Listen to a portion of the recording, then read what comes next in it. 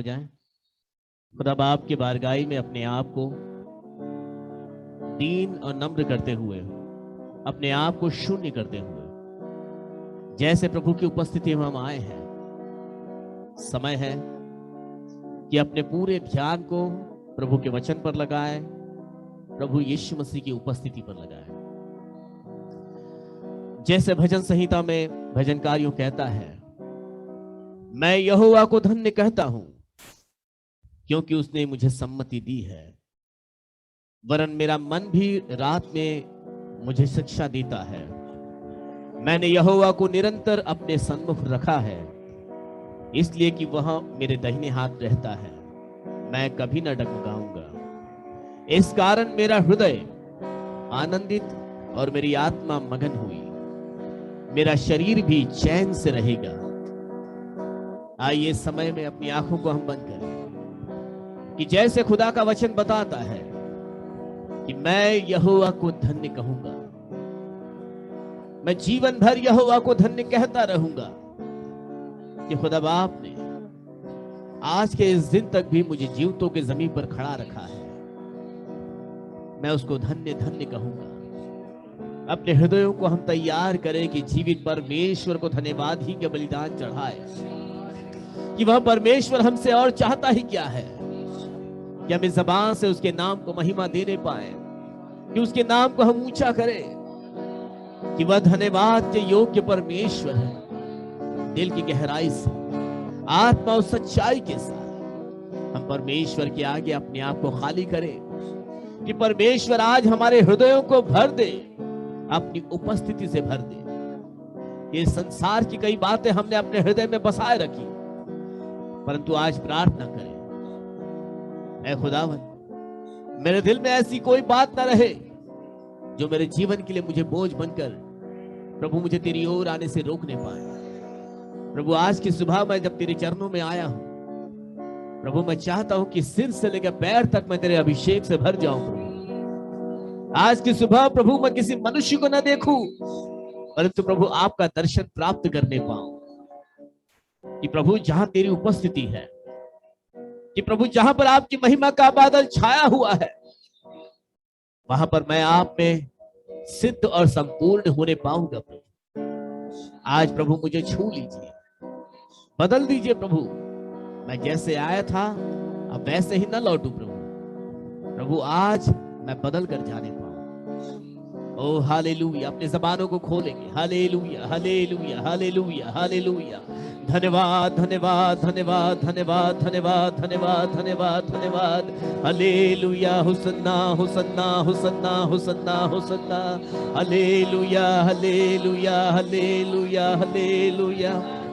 पवित्र पवित्र पवित्र प्रभु परमेश्वर सर्वशक्तिमान, जो था, जो है, जो आने वाला है, प्रभु यीशु मसीह। हालेलुया हालेलुया हालेलुया। राजाओं के राजा, प्रभुओं के प्रभु, ओ हमारे सच्चे गडरिये प्रभु यीशु मसीह, सर्वशक्तिमान, सर्वव्यापी, सर्वज्ञानी परमेश्वर, अगम्य ज्योति में रहने वाले परमेश्वर, सात द्वीपों के बीच में विराजमान परमेश्वर, ओ हमारे सृष्टिकर्ता प्रभु यीशु मसीह, अति दयालु अनुग्रहकारी पिता प्रभु यीशु मसीह। इस सुंदर सुबह के समय हम आपके महिमा के बादल के नीचे प्रभु अपने आप को लेकर आते हैं। प्रभु आपके सामर्थ्य के नीचे अपने आप को लेकर आते हैं। प्रभु अपने बलवंत हाथों के नीचे हमें ले लीजिए प्रभु यीशु मसीह। हमें प्रभु अपनी आत्मा में भरिए प्रभु। ओ प्रभु यीशु मसीह, आपका दर्शन हमको मिलने पाए प्रभु। हम प्रार्थना करते हैं प्रभु इस सुबह के समय प्रभु यह स्थान आपकी महिमा से भर जाए प्रभु यीशु मसीह। इस भवन का कोना कोना आपके अभिषेक से भर जाए प्रभु। और जितने आज इस सुबह में आपके भवन में आते हैं वे आपके स्पर्श को प्राप्त करें प्रभु, आपके अभिषेक को प्राप्त करें।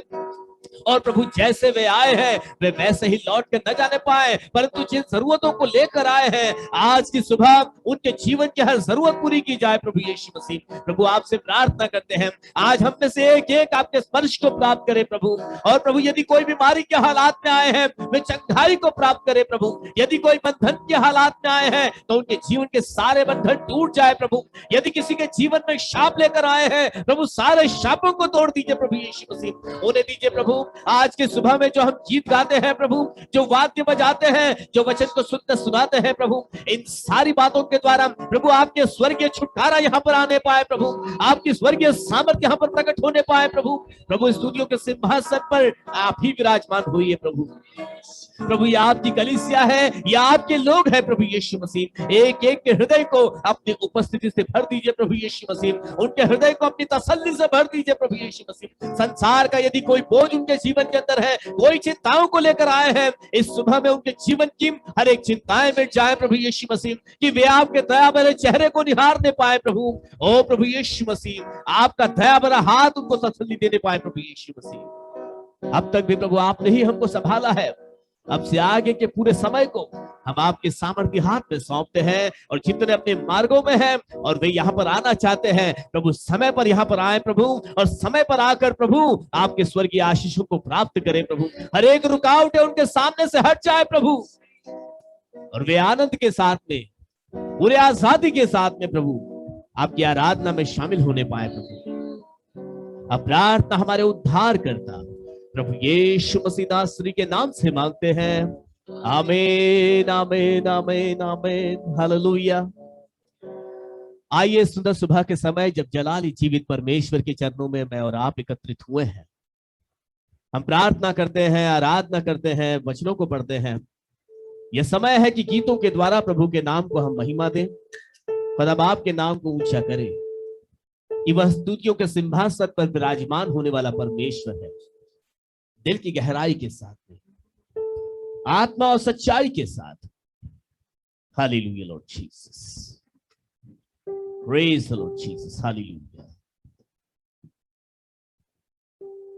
Praise the Lord Jesus. शून्य से लेके तूने मुझे रच लिया अपने ही रूप में, प्रेम किया है अनंत प्रेम से, दिया पुत्र मेरी मुक्ति के लिए। अनोखा प्यार है तेरा, करूंगा स्तुति तेरी मैं सर्वदा। अनोखा प्यार है तेरा, करूंगा स्तुति तेरी मैं सर्वदा। जब मैं आया यीशु स्वर्ग छोड़ के, मेरा सारा दंड सह लिया उसने, कोड़े खा के क्रूस उठा के यीशु ने मुझे मुक्ति और चंगाई दे दी है। अनोखा प्यार है तेरा, करूंगा स्तुति तेरी मैं सर्वदा। अनोखा प्यार है तेरा, करूंगा स्तुति तेरी मैं सर्वदा। अन्न वस्त्र और सभी आशीषें दी मुझे उसने भरपूरी से, खतरों और सब मुसीबतों से आपकी पुतली जैसे संभाला मुझे। अनोखा प्यार है तेरा, करूंगा स्तुति तेरी मैं सर्वदा। अनोखा प्यार है तेरा, करूंगा स्तुति तेरी मैं सर्वदा। अन्न वस्त्र और सभी आशीषें, सारी आशीषें मुझे उसने भरपूरी से, खतरों और सब मुसीबतों से आपकी पुतली जैसे संभाला मुझे। अनोखा प्यार है तेरा, करूंगा स्तुति तेरी मैं सर्वदा। अनोखा प्यार है तेरा, करूंगा स्तुति तेरी मैं सर्वदा। करूंगा स्तुति तेरी मैं सर्वदा, करूंगा स्तुति तेरी मैं सर्वदा। हालेलुया। कि प्रभु आपका प्यार अनोखा है, और मैं सर्वदा आपकी स्तुति करता रहूंगा कि आप ही हो प्रभु की जिसने मुझे अन्न वस्त्र सभी आशीषों से परिपूर्ण किया है प्रभु। मुझे किसी बात का मोहताज नहीं रहने दिया प्रभु, कि जब मैं आपके चरणों में आया तो प्रभु आपने मुझे आशीषों से परिपूर्ण कर दिया प्रभु। मेरी हर घटी को दूर कर दिया प्रभु, कि आप मेरे चरवाहा बने प्रभु। मेरी हर जरूरत को आपने अपने दया के भंडार से पूरा किया। हालेलुया। आज का दिन यहोवा ने बनाया है, हम उसमें आनंदित हो, आनंदित हो। आज का दिन यहोवा ने बनाया है, हम उसमें आनंदित हो, आनंदित हो। प्रभु को महिमा मिले, चाहे हो मेरा अपमान। प्रभु को महिमा मिले, चाहे हो मेरा अपमान। वो बढ़े या मैं घटूं, रहे उसी का ध्यान। वो बढ़े और मैं घटूं, रहे उसी का ध्यान। आज का दिन यहोवा ने बनाया है, हम उसमें आनंदित हो, आनंदित हो। आज का दिन यहोवा ने बनाया है, हम उसमें आनंदित हो, आनंदित हो। स्तुति प्रशंसा करे, जो ना कुछ होता रहे। स्तुति प्रशंसा करे, जो ना कुछ होता रहे। उसको हम भाते रहे, चाहे जहाँ भी रहे। उसको हम भाते रहे, चाहे जहाँ भी रहे। आज का दिन यहोवा ने बनाया है, हम उसमें आनंदित हो, आनंदित हो। आज का दिन यहोवा ने बनाया है, हम उसमें आनंदित हो, आनंदित हो। आता हूँ तेरे पास, मुझको है तुझसे आस। आता हूँ तेरे पास, मुझको है तुझसे आस। मुझको कबूल कर ले, सारे पापों से शुद्ध कर दे।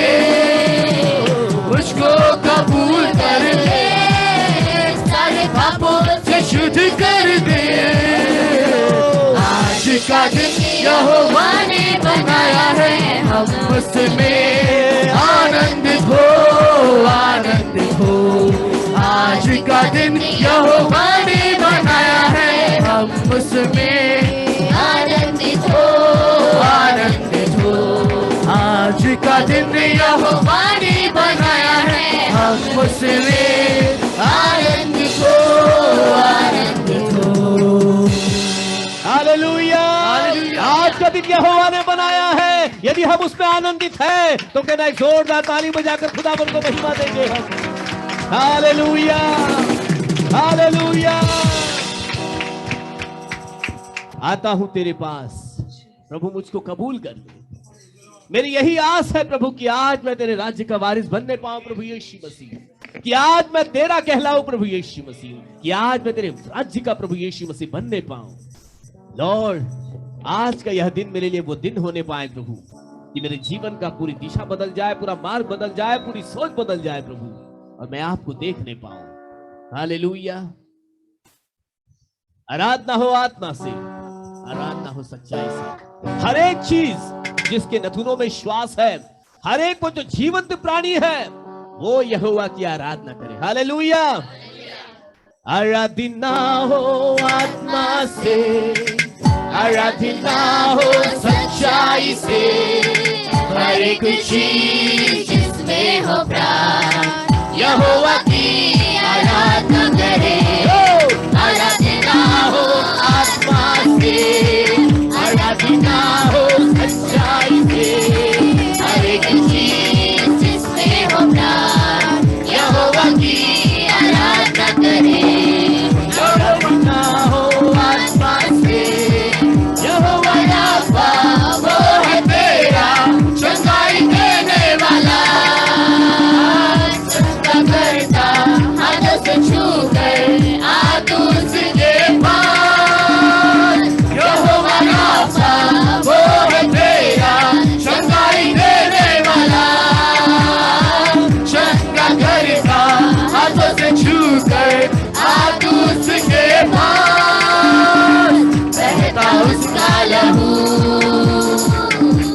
के तले बहता उसका लहू, क्रूस के तले आए जो भी उसके पास, देता वो छुटकारा। आराधना हो आत्मा से, आराधना हो सच्चाई से, हर एक चीज में हो प्राण, यहोवा की आराधना करें। आराधना हो आत्मा से, यहोवा शालोम वो है तेरा शांति देने वाला, अति आशीषों से वो भरेगा तेरे जीवन को। यहोवा शालोम वो है तेरा शांति देने वाला, अति आशीषों से वो भरेगा तेरे जीवन को। महासागर जैसी बात में खोलेगा वो द्वार, महासागर जैसी बात में खोलेगा वो द्वार। पाप श्राप होगे दूर यीशु के लहू से। आराधना हो आत्मा से, आराधना हो सच्चाई से, हर एक चीज जिसमें हो प्राण, यहोवा की आराधना करें। आराधना हो आत्मा से, यहोवा निस्सी वो है तेरा विजय देने वाला। शत्रु तेरे घेरे तुझको, तू ना घबराना। यहोवा निस्सी वो है तेरा विजय देने वाला। शत्रु तेरे घेरे तुझको, तू ना घबराना। देख तेरे सामने प्रभु ने दे दी विजय, देख तेरे सामने प्रभु ने दे दी विजय। छुटकारा केवल यीशु ही में है। आराधना हो आत्मा से, आराधना हो सच्चाई से, हर एक चीज जिसमें हो प्राण, यहोवा की आराधना करें। आराधना हो आत्मा से, आराधना हो सच्चाई से, हर एक चीज जिसमें हो प्राण, यहोवा की आराधना करें। आराधना हो आत्मा से। Hallelujah, hallelujah. जोरदार ताली बजाकर खुदावन को महिमा देंगे हम। आराधना आत्मा से हो, आराधना सच्चाई से हो, हर एक चीज जिसमें प्राण है वो यहोवा की आराधना करे, क्योंकि वह हमारा यहोवा निस्सी है, हमको विजय देने वाला है। शत्रु चाहे कितना हमको घेर कर खड़े होने पाए, परंतु हमारा सेनाओं का यहोवा उन सारे घेरे को तोड़ देता है और हमारे लिए वो उनसे लड़ता है। वो यहोवा इस निस्सी है, वो यहोवा शालोम है, शांति देने वाला परमेश्वर है। कि जिसके जीवन के अंदर यदि उथल पुथल मचा है, यदि जिसके जीवन के अंदर कोई तंगी मुसीबतें हैं, हमारे जीवन को स्वर्गीय शांति से भरने वाला वो यहोवा शालोम है। ओ हालेलुया। यहोवा ने तेरे सामने से उस महासागर जैसी बाधाओं को हटा दिया है, तो आराधना क्यों ना हम आत्मा से करें, क्यों ना आराधना को सच्चाई से करें, कि अपने आप को खोकर जब परमेश्वर की उपस्थिति में मैं और आप आते हैं, जब वो सर्व सामर्थ्य मेरे और आपके सामने है, जब उसकी महिमा की उपस्थिति में हम उपस्थित होते हैं, सारी दुनिया की बातें एक तरफ, परमेश्वर की उपस्थिति एक तरफ। यह समय है जलाली परमेश्वर के आगे अपने आप को नम्र करे, दीन करे, खाली करे, भूल जाए दुनिया की सारी बातें, परंतु परमेश्वर की महानता को स्मरण करें। हालेलुया। अपने पापों का अंगीकार करते हुए अपने जीवन के को जो खामियां है उनको स्मरण करते हुए परमेश्वर के आगे इन सारी बातों का अंगीकार करें कि परमेश्वर ही है तो शुरू से अंत तक सब कुछ ठीक करने वाला परमेश्वर। He can restore everything। सारी बातों को ज्यों का त्यों करने वाला परमेश्वर, हमारे गुनाहों को माफ करने वाला, हमारे जीवन के सारे बंधनों को तोड़ने वाला, हर शाप को तोड़ने वाला, हमें गड्ढे से बाहर निकालने वाला, दलदल की कील से खींच कर निकालने वाला परमेश्वर, वो चाहता है कि हम अंगीकार करें, अपने ज़बान से अंगीकार करें, अपने परमेश्वर को उद्धार करता करके माने, खुदा बाप को अपना उद्धार करता करके माने। Oh hallelujah Lord Jesus. गुनाहों में नैया थी डूबी, गुनाहों में नैया तू डूबी, रहबर की आवाज बना, आमीन हालेलुया लॉर्ड जीसस। जो बना है मझधार में से, तोड़ने को पर दे गया। गुनाहों में नैया थी डूबी, तू रहबर की आवाज बना, जो बना है मझधार में से, तोड़ने को पर दे गया। मेहरबानियाँ है, तो आलम तेरा निशान है। मेहरबानियाँ है, हिमायत का वास्ता है।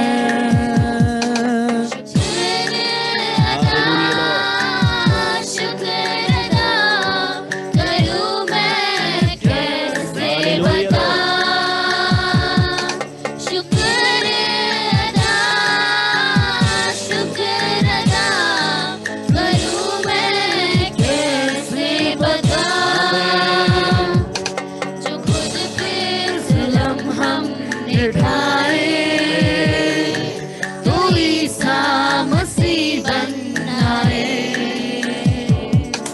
दरिंदे सी सीरत हमारी, वो मासूम कुर्बा हुए,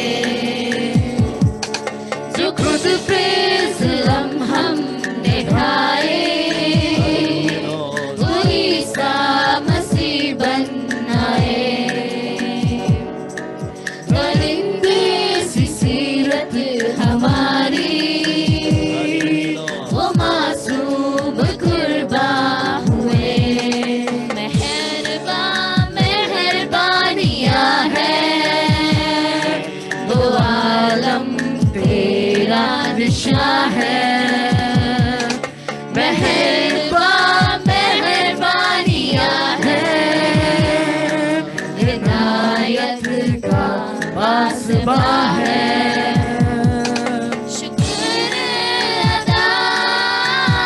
शुक्र अदा करूं मैं कैसे बता,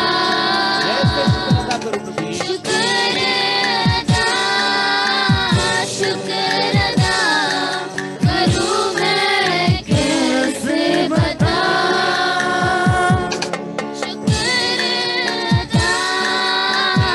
शुक्र अदा करूं मैं कैसे बता,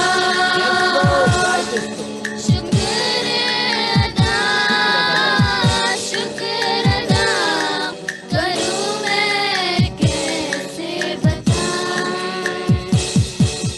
हर जहाँ देखो तू ही दिखता है, हर पल तेरा जिक्र करूं, हर जहाँ देखो तू ही दिखता है, हर पल तेरा जिक्र करूं, हर जहाँ देखो तू ही दिखता है, हर पल तेरा जिक्र करूं। हालेलुया। शुक्र अदा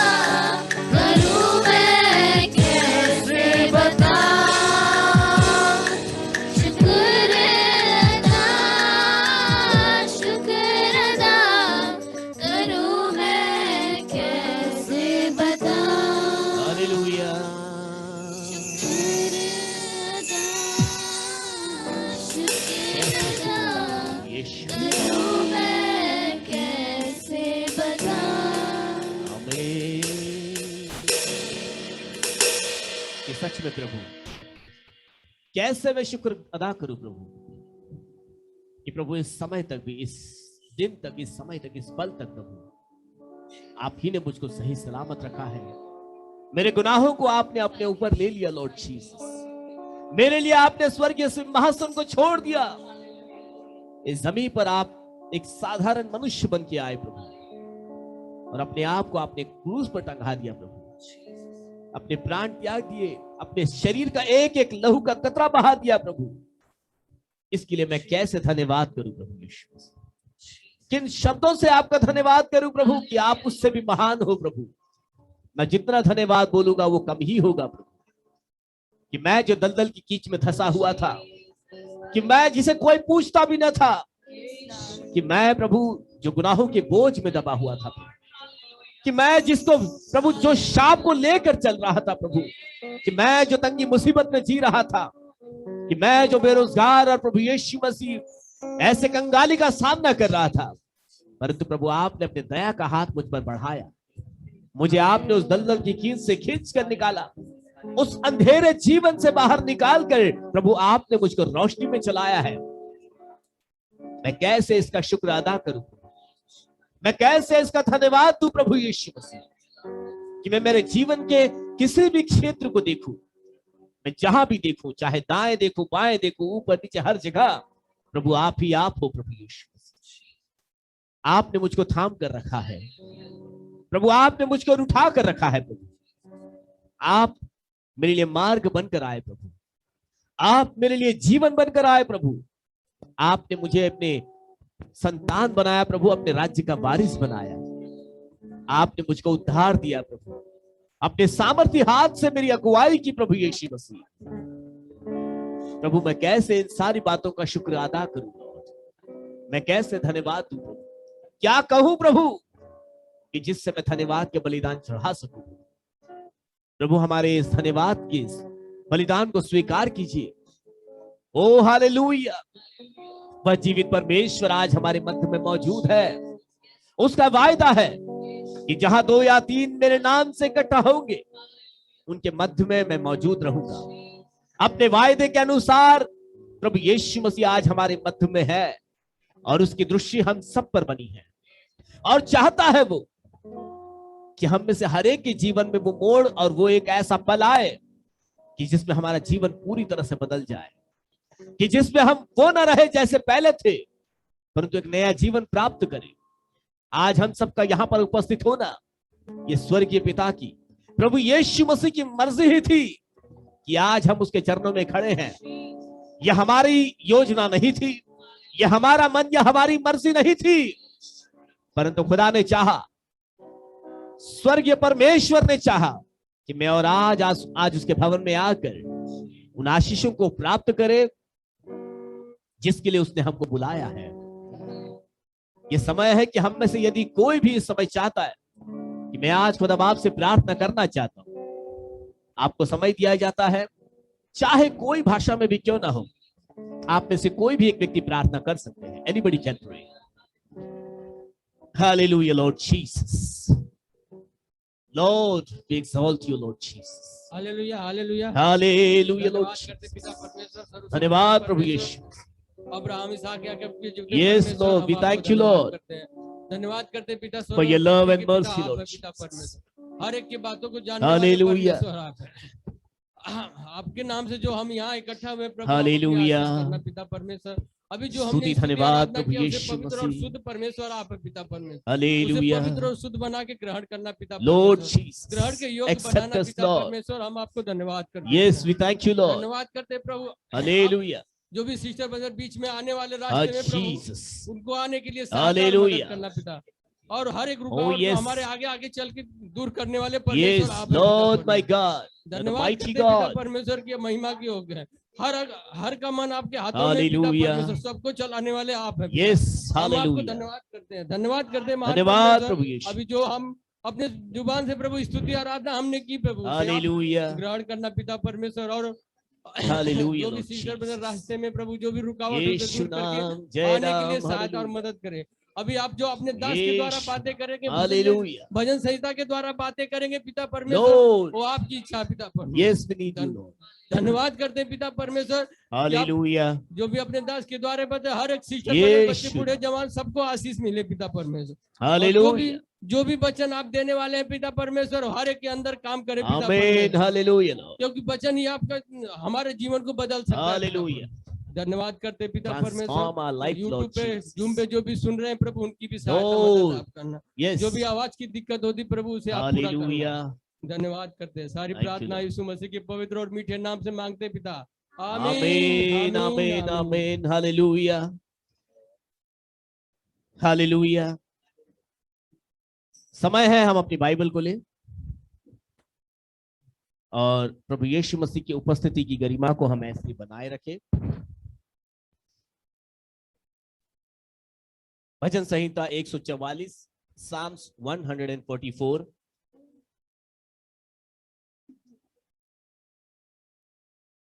और भाई रोहित इस भजन संहिता को पढ़ने में हमारी अगुवाई करेंगे। माइक मिले। Praise the Lord Jesus.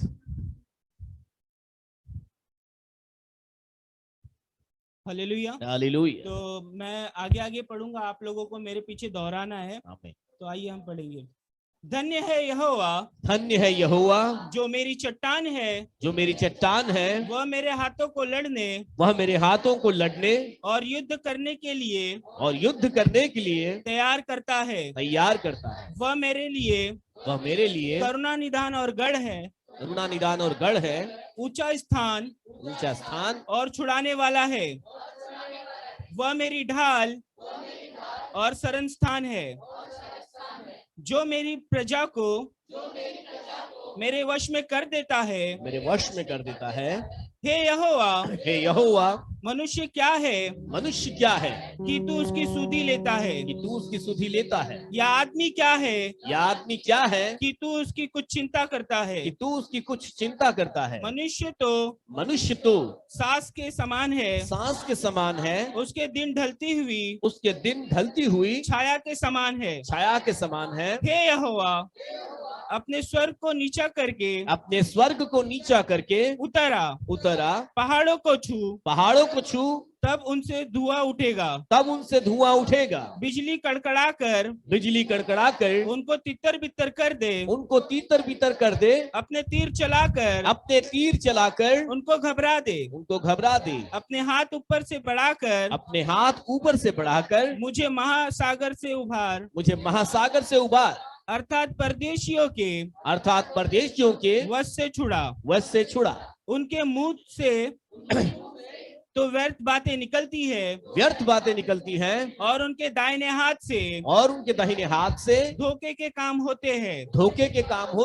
हे परमेश्वर, मैं तेरी स्तुति का नया गीत गाऊंगा। मैं 10 तार वाली सारंगी बजाकर तेरा भजन गाऊंगा। तू राजाओं का उद्धार करता है, और अपने दास दाऊद को तलवार की मार से बचाता है। तू मुझको उभार, और परदेशियों के वश से छुड़ा ले।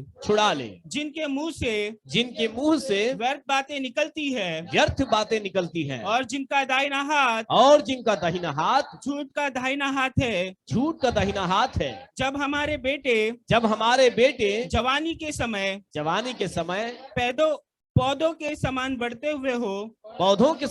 बढ़े हुए हो, और हमारी बेटियां उन कोने वाले खंभों के समान हो, जो महल के लिए बनाए जाए। जब हमारे खत्ते भरे रहे, और उनमें भांति भांति का अन्न रखा जाए, और हमारी भेड़ बकरियां हमारे मैदानों में हजारों हजार बच्चे जने। जब हमारे बैल खूब लदे हुए हो, जब हमें न जब हमें ना विघ्न हो और न हमारा कहीं जाना हो और ना हमारा कहीं जाना हो और न हमारे चौकों में और ना हमारे चौकों में रोना पीटना हो तो इस दशा में जो राज्य हो तो इस दशा में जो राज्य हो वह क्या ही धन्य होगा, वह क्या ही धन्य होगा। जिस राज्य का परमेश्वर यहोवा है, जिस राज्य का परमेश्वर यहोवा है वह क्या ही धन्य है, वह क्या ही धन्य है। आमीन आमीन। प्रभु यीशु मसीह इस वचन के पढ़े जाने पर हम सबों को आशीषित करें। हम सब बैठ सकते हैं इस समय। सो आइए, ये समय है कि इस भजन संहिता पर भाई गोविंद जी हमारे साथ में हैं, वे इस भजन संहिता पर रोशनी डालेंगे।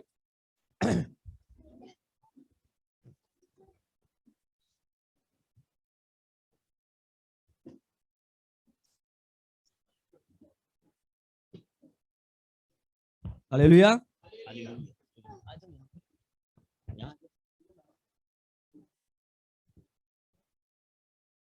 Praise Jesus. Hallelujah. Hallelujah. Hallelujah. तो परमेश्वर के अनुग्रह से हम लोग परमेश्वर के जो वचन कार्य हम पर देखने के लिए जाएंगे। तो लिखा हुआ है कि विजय प्राप्त पर धन्यवाद की प्रार्थना। हालेलुया। ये दाऊद का भजन है और दाऊद वचन में क्या लिखता है कि धन्य है यहोवा जो मेरी चट्टान है और मेरे हाथ को लड़ने और युद्ध करने के लिए तैयार करता है। हालेलुया।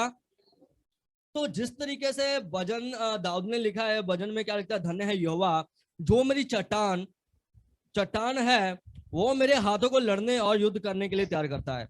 और जिस तरीके से हम देख सकते हैं कि जो हमारा परमेश्वर यीशु मसीह वो शांति का राजकुमार है, वो एक आत्मिक युद्ध के बारे में हम देखेंगे। हम निकालेंगे लूका की पत्री और उसका 11 अध्याय और उसका 21 पद पढ़ेंगे हम लोग। जिसको मिला पढ़ दीजिएगा।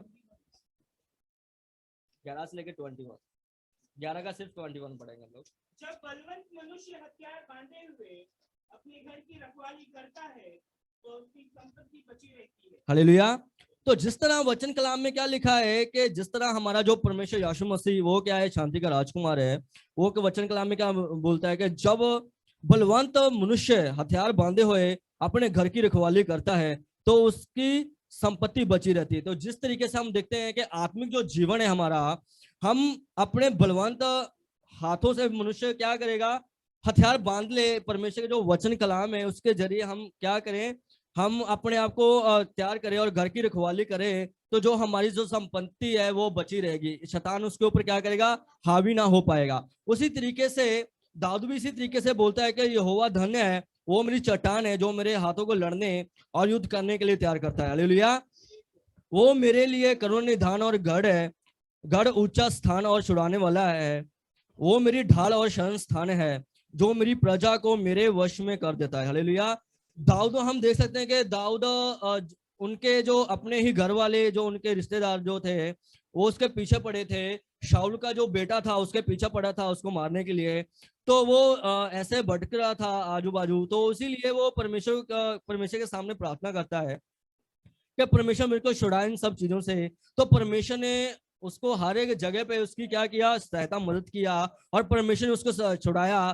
तभी दाऊद वचन कलाम में क्या बोलता है कि वो मेरे लिए करुणा निधान और गढ़ है और ऊंचा स्थान और छुड़ाने वाला परमेश्वर है। हालेलुया।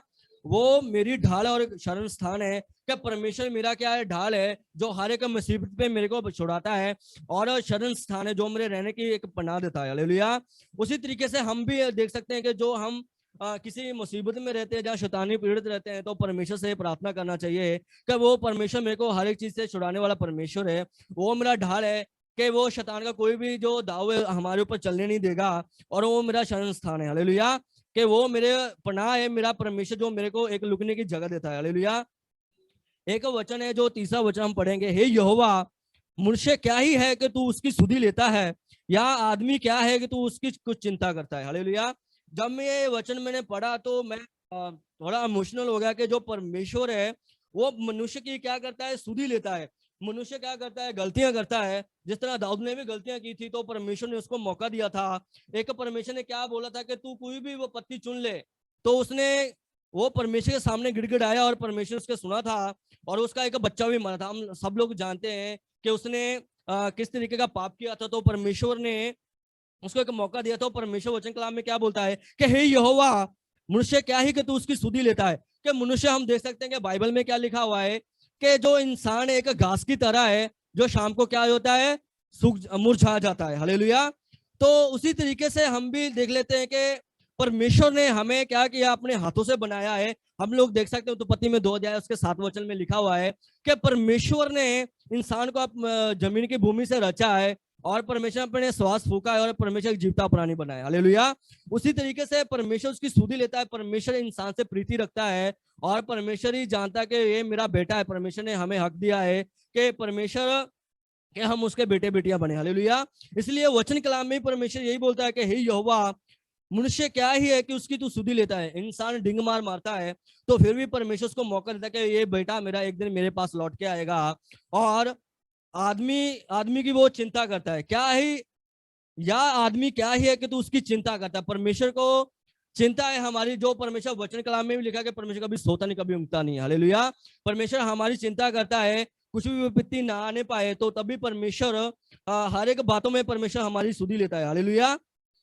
और वचन कलाम में भी ये लिखा है, हम 5 वचन पढ़ेंगे। हे यहोवा, अपने स्वर्ग को नीचे करके उतरा, पहाड़ों को छू, तब उसे धुआं उठेगा। तो जिस तरीके से परमेश्वर का वचन कलाम भी यही बोलता है कि दाऊद की परमेश्वर ने सहायता की थी और जब उसको घेरा हुआ था तो परमेश्वर ने आकाश से बिजली छोड़ी थी और उसके जो तीर थे उनके दुश्मनों को लगे थे। तो इसी तरीके से हम लोग पढ़ सकते हैं, यशायाह की पत्री हम लोग निकालेंगे, उसका 34 अध्याय निकालेंगे। यशायाह की पत्री 34 अध्याय उसका 1 और 2 वचन पढ़ेंगे, जिसको मिला वो पढ़े ले।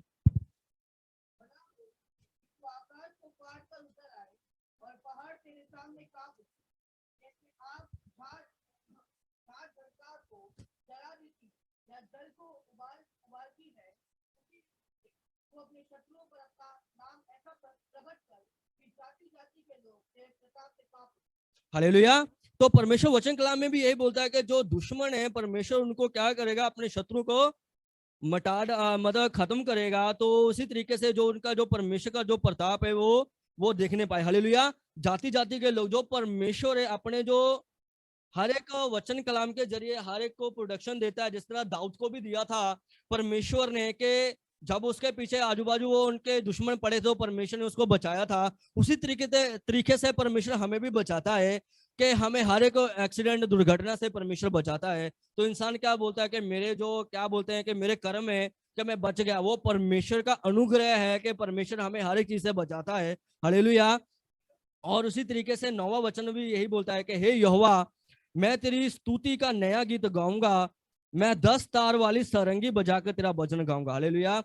हम लोग देखेंगे कि जो सरंगी है, जिस तरह वायलिन है, वायलिन भी एक इसी तरह बजाया जाता है। जो सरंगी वो भी एक मैंने देखा था कि सरंगी भी उसी तरीके से बजती है। कि दाऊद भी यही बोलता है कि मैं अपनी खुशी से परमेश्वर तेरा धन्यवाद करूंगा कि परमेश्वर कि तू मुझे विजय दिलाया। हालेलुया। वो प्रार्थना करता है। जिस तरह हमने आज गाना भी देखा कि यहोवा निसी, वो है विजय देने वाला। हालेलुया। वो परमेश्वर हमारा जो हर एक जगह पे हमें विजय देता है और हमें किसी भी कोई शत्रु से कोई भी चाहे कुछ भी दुर्घटना हो, जहाँ कोई भी विपत्ति हो तो परमेश्वर हमें छुड़ाता है। हालेलुया। तो परमेश्वर हम सबको इन वचन के जरा आशीष करे। आमीन।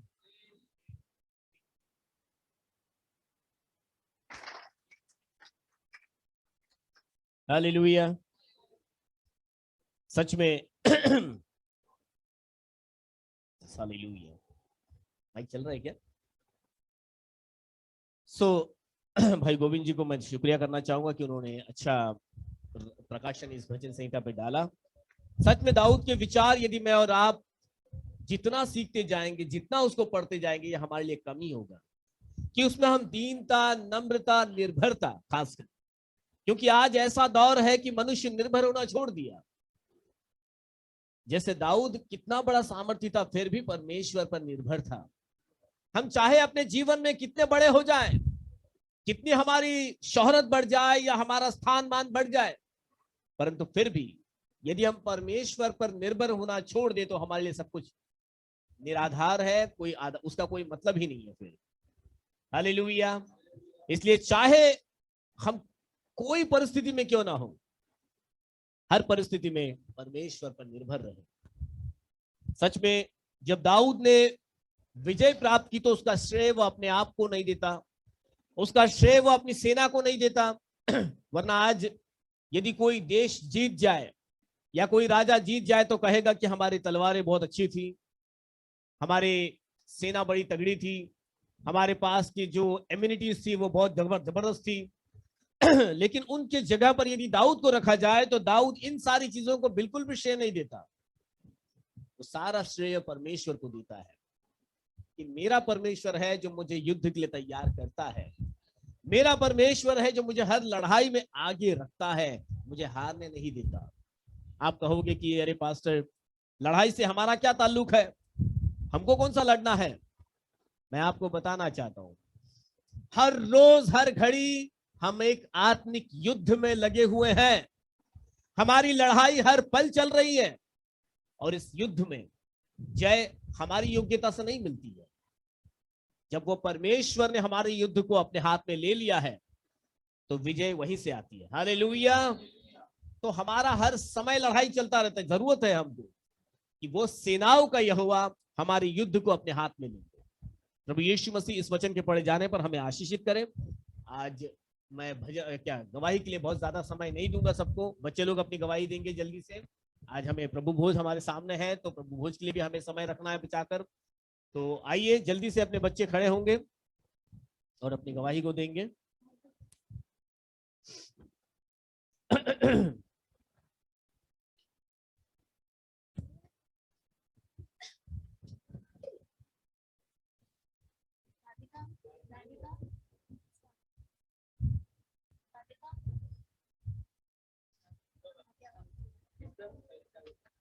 जल्दी।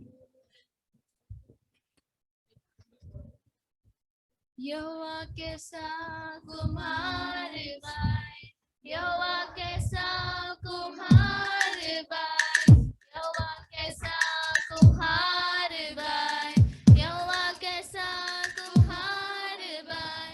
वचनों से सारा संसार बनाया, वचनों से सारा संसार बनाया। मिट्टी को छाछ के इंसान बनाया, मिट्टी को छाछ के इंसान बनाया। नार बनाया, नारी बनाया, लंबा बनाया, नाटा बनाया, मोटा बनाया, पतला बनाया, गोरा बनाया, काला बनाया। नार बनाया, नारी बनाया, लंबा बनाया, नाटा बनाया, मोटा बनाया, पतला बनाया, गोरा बनाया, काला बनाया। यहोवा कैसा कुम्हार बाय, यहोवा कैसा कुम्हार बाय, यहोवा कैसा कुम्हार बाय, यहोवा कैसा कुम्हार बाय। वचनों से सारा संसार बनाया, वचनों से सारा संसार बनाया। मिट्टी को छाछ के इंसान बनाया, मिट्टी को छाछ के इंसान बनाया। मैं यीशु मसीह को धन्यवाद देती हूँ कि उनने एक और एक हफ्ते हमें संभाले रखा। यीशु मसीह को धन्यवाद देती हूँ। आमीन। आमीन। हालेलुया। चलो जल्दी जल्दी करने का।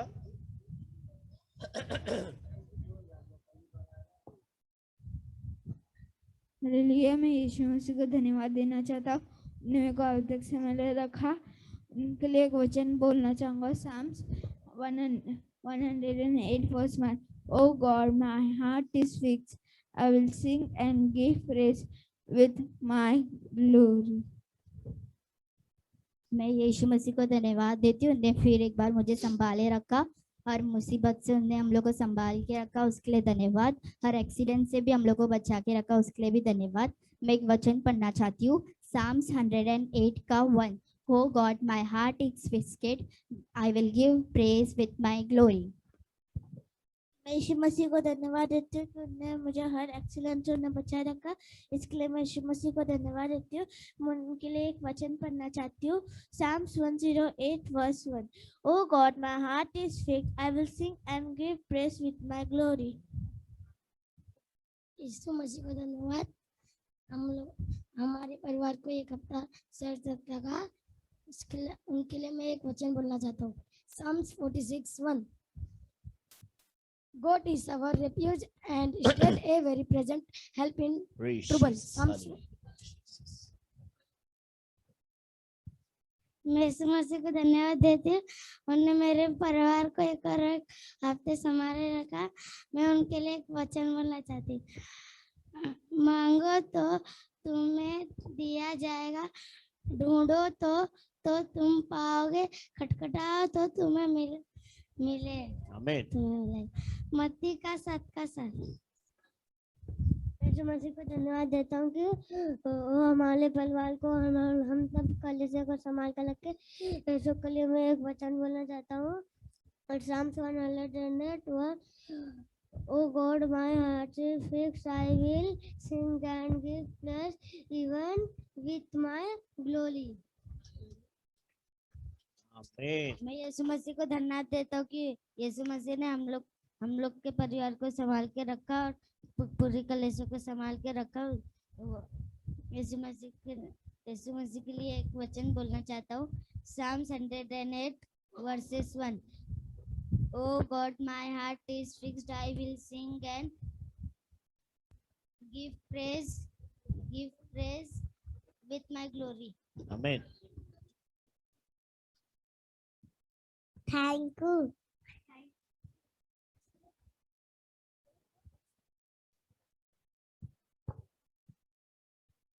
यीशु मसीह को धन्यवाद देता हूँ। उन्हें हमें हर हफ्ते संभाले रखा, लॉकडाउन में भी संभाले रखा है। आमीन। उनके महिमा के लिए एक वचन बोलना चाहता हूँ। Oh God, my heart is finish, I will give praise even my glory. Hallelujah, Lord Jesus. Thank you, Jesus. Thank you, Jesus. Thank you, Jesus. Thank you, Jesus. Thank Praise you, the Jesus. Lord. पवित्रा बोली।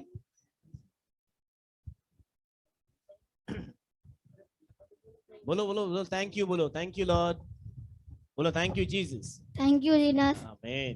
Good, बहुत अच्छा। बच्चे लोग बैठ जाओ। तो मैंने कहा कि आज मैं बड़ों को समय नहीं दे रहा हूं, लेकिन फिर भी यदि सच में आपको लगता है कि नहीं आज मुझे गवाही देनी है, तो ऐसे एक या दो लोग गवाही दे सकते हैं। सबको समय नहीं दे सकता हूँ क्योंकि हमको आज प्रभु भोज हमारे सामने रखा है, तो उसके लिए समय बचा कर रखना है। हालेलुया। आमीन। तो हालेलुया। परमेश्वर को धन्यवाद देता हूँ कि गवाही के लिए खड़ा किया परमेश्वर ने। मेरी गवाही मेरी बहन की है। वो इसी टाइम में वो पंजाब में वो यूट्यूब पे देख रहे हैं। तो वो जॉब करते हैं बैंक में, और गवर्नमेंट जॉब करते हैं वो, एज अ कैशियर है वो। तो उनका काम ऐसा रहता है कि वो कोई किसी जैसे बुढ़ापा पेंशन होगी या जैसे वो किसी को पैसे देने, तो उनका ऐसा ही काम है। तो एक बार ऐसा ही हुआ, ये 2-4 दिन की बात हुई है कि उनके किसी ने पैसे लेने थे, तो उनका ट्रांजैक्शन हो गया था, तो पैसे कट गए थे, तो उनको पैसा नहीं आया था। तो उन्होंने मेरी बहन को क्या बोला कि आपने मेरे जो पैसे आपने क्या क्या चोरी किए हैं, तो ऐसा करके उन्होंने इल्जाम लगाया। तो वो परमेश्वर से प्रार्थना करने लगे कि परमेश्वर मैंने कुछ किया ही नहीं है, कि आप ही मेरे को बचाएं।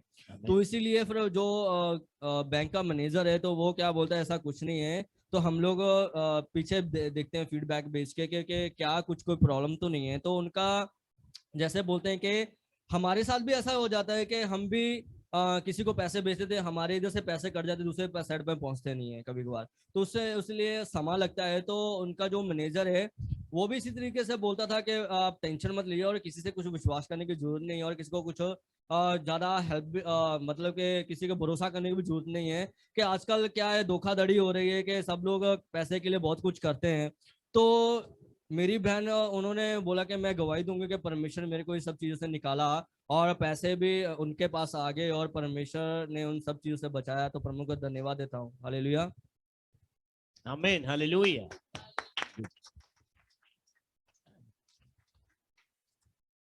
ठीक है, और यदि कोई गवाही है? हालेलुया। यूं तो हम सबके पास गवाही है, परंतु मैं जानता हूं आप सब अपना समय बचा रहे हो। आने वाले रविवार को हम सब फिर से आएंगे और गवाही के लिए पूरा समय दिया जाएगा। कई बातें हमें साझा करनी है। परमेश्वर तो अपना महान है कि जीवन के हर पल में प्रभु ने हमारे जीवन में बड़े बड़े काम किए हैं। अगर वो सारे बताए जाए तो आज की शाम भी हमारे लिए कम पड़ जाएगी कि आज का दिन हम पूरा गवाही भी नहीं दे पाए, ऐसा हो जाएगा। परंतु प्रभु को धन्यवाद कि प्रभु ने अपनी महान कार्य को हमारे जीवन में प्रकट किया और जिसने भी उस पर अपना भरोसा रखा उनको परमेश्वर ने कभी कभी कभी भी लज्जित होने नहीं दिया। हालेलुया, कि वह हमारा सेनाओं का यहोवा, उसने हमारा हाथ कभी छोड़ा नहीं, चाहे किसी प्रकार का युद्ध क्यों ना हो। जैसे भाई गोविंद जी बता रहे थे कि उनके बहन के साथ जो भी तकलीफें हुई, परंतु यदि परमेश्वर हमारे संग है तो कितनी ही बातें हमारे विरुद्ध में क्यों ना आने पाए, हमारे लिए न्याय करने वाला परमेश्वर वही है, हमारा सच्चा न्यायी वो है। सो आइए, समय है कि हम अपने स्थानों में खड़े हो जाएं। जल्दी से अपने दान अर्पण को बढ़ाते हुए हम आगे बढ़ेंगे ताकि हमें संदेश और फिर प्रभु भोज में आगे बढ़ना है। सो लेट्स स्टैंड, एक गीत गाएंगे। इस गीत के चलते हम अपने दान अर्पण को खुदा की ओर बढ़ाएं। Praise Jesus, hallelujah.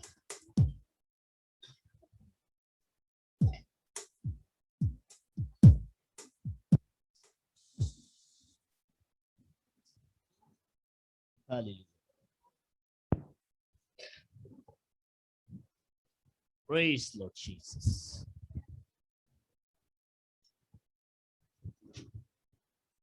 Count your blessings, name them one by one.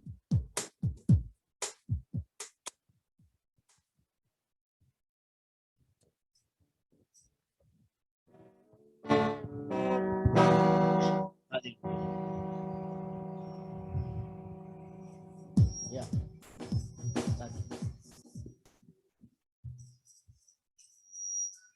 And upon thy Billows you are tempest-tossed. When you are discouraged, thinking all is lost. Count your many blessings, name them one by one, and it will surprise you what the Lord has done. Count your blessings, name them one by one. Count your many blessings, see what God has done. Count your blessings, name them one by one, and it will surprise you what the Lord has done. Are you ever burdened with a load of care? Does the cross seem heavy? You are called to bear. Count your many blessings, every doubt will fly, and you will keep singing as the days go by. Count your blessings, name them one by one. Count your many blessings, see what God has done. Count your blessings, name them one by one, and it will surprise you what the Lord has done.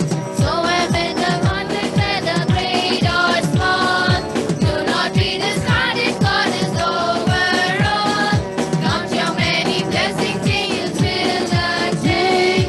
Help and comfort give you to your journey's end. Count your blessings, name them one by one.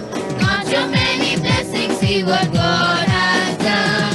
Count your blessings, name them one by one, and it will surprise you what the Lord has done. Praise Jesus, hallelujah. Jesus.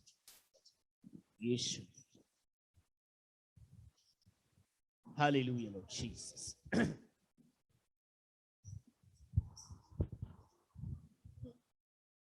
Praise Lord Jesus.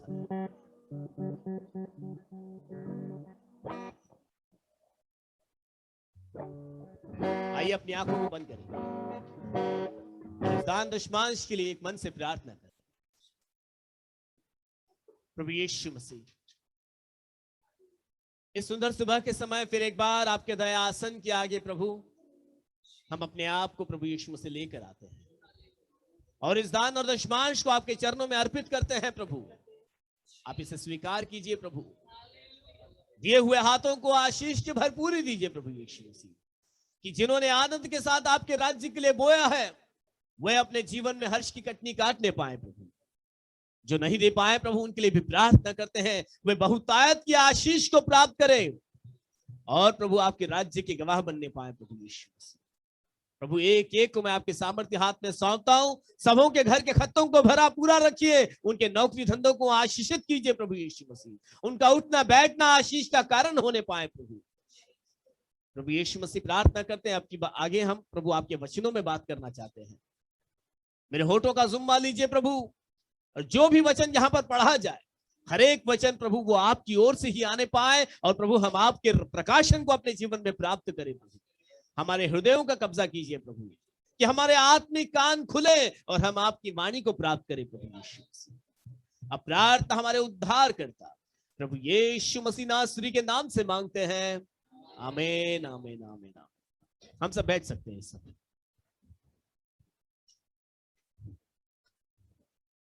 Praise the Lord Jesus. Hallelujah.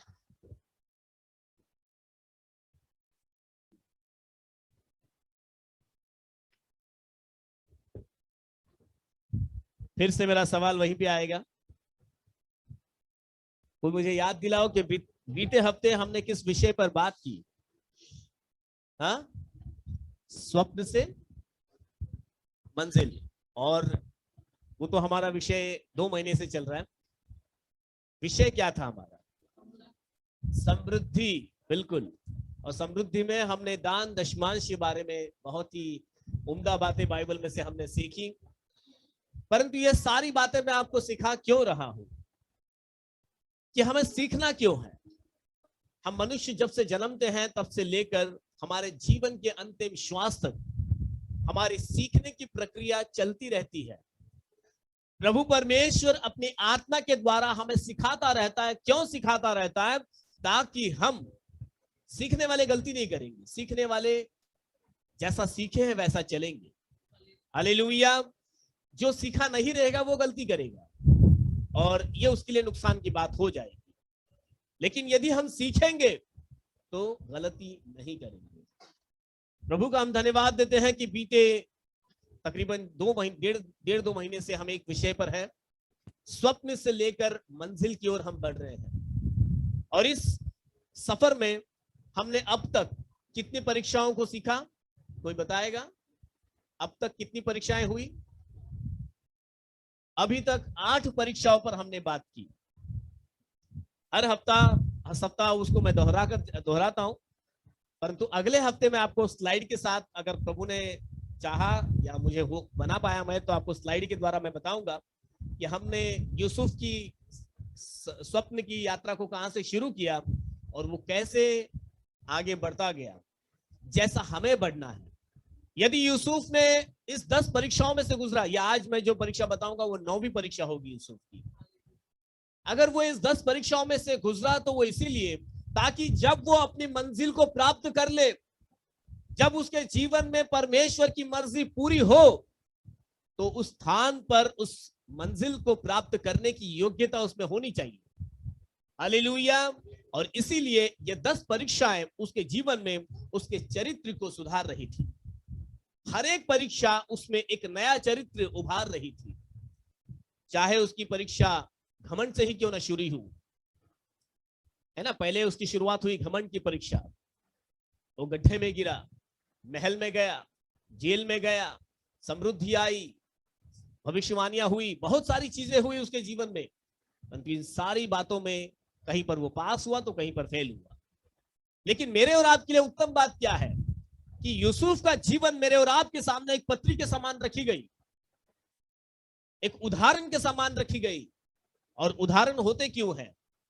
सीखने के लिए होते हैं, अपने आप को सुधारने के लिए होते हैं। यदि मैं किसी का उदाहरण दूंगा तो उस व्यक्ति के अंदर, उस व्यक्ति ने अच्छा फैसला किया या बुरा फैसला किया, इससे मैं और आप अपने जीवन को सुधारने पाते हैं। तो इन दिनों जो हमने यूसुफ के जीवन में सीखा या सुना, वो क्या था? वो हमारे जीवन को एक नया मार्गदर्शन देने के लिए, एक अच्छा फैसला लेने के लिए एक उदाहरण मेरे और आपके सामने रखा गया। यूसुफ का बीता हुआ हमने जो परीक्षा सीखा वो था समृद्धि की परीक्षा। जब यूसुफ के पास समृद्धि आई तो क्या यूसुफ उस परीक्षा में पास हुआ था? नहीं हुआ था वो, क्योंकि यूसुफ ने जो फैसला किया था या जो नियम बनाया था, वो नियम, उस नियम के अंदर परमेश्वर कहीं पर भी आगे नहीं दिखा। मेरे और आपके पास भी समृद्धि आती है, तब हमको अपने जीवन में एक नियम बनाना होता है, एक फैसला करना होता है। वो फैसला ही परमेश्वर को ऊंचा करना या नीचा करना उसके ऊपर निर्भर होता है। इसलिए हम सब अपने जीवन में इस बात को हमेशा याद रखें कि हमारे जीवन के फैसले बहुत मायने रखते हैं। मैं नहीं जानता हूं कि मेरा अगला विषय क्या होगा, लेकिन मेरे जहन में अगला विषय बन रहा है। जब ये स्वप्न से लेकर मंजिल खत्म हो जाएगा तो मेरी वाइफ कामिनी का एक अच्छा विषय है बुक ऑफ रूथ।